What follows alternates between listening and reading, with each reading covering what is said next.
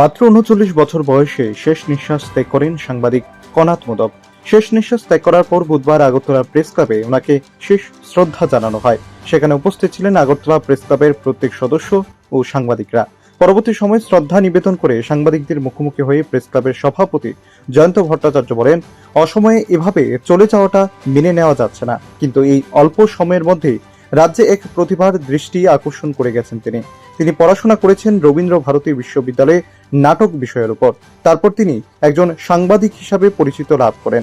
সর্বশেষে তিনি জানান, এই আঘাত সত্যি ভোলার মতো নয় এবং তাতে অত্যন্ত ব্যথিত সকলেই।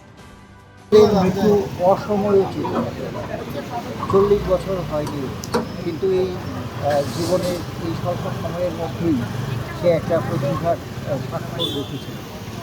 ও পড়াশোনা করেছিল রবীন্দ্র ভারতীতে নাটক ইত্যাদি নিয়ে, কিন্তু এরপরে সে একজন সর্বসময়ের জন্য একজন সাংবাদিক হিসেবে কাজ করছে।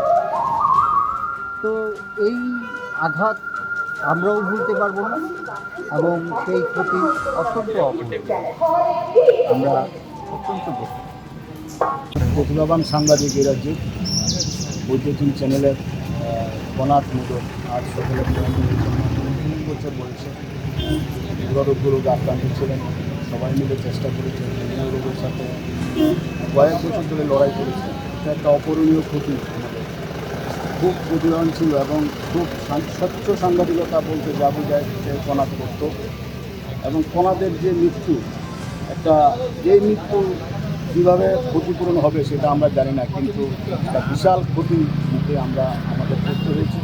এর আগেও আমরা কয়েকজনকে হারিয়েছি, বিশেষ করে আরও কয়েকজন আমাদের আগে কনাথের আগে মৃত্যু হয়েছে। পরপর মৃত্যু আমাদের খুব ব্যথিত করে এবং এই মৃত্যু একদম অপূরণীয় ক্ষতি, এটা কোনোদিন পূরণ হবে না।